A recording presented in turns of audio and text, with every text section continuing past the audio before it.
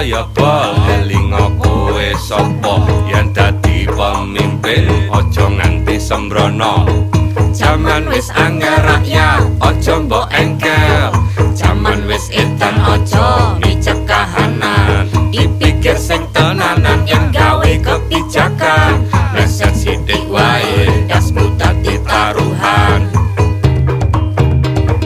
Ngene lho bol iki dadekno pelajaran yen dadi pimpinan aja keblasuk dalan, macak dadi preman kemaruk tur arogan, banjur diladeni jebule sik pringisan.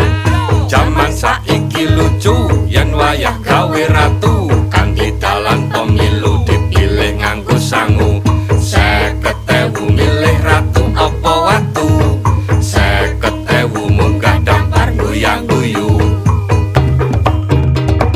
Begawan sabdo wong hangendikan paring sabda, Prabu Baladewa midhanget milungga sila, hangaji kitab nyoto lagu urip kang utama, ora mung diwaca uga dicakni ben tumata.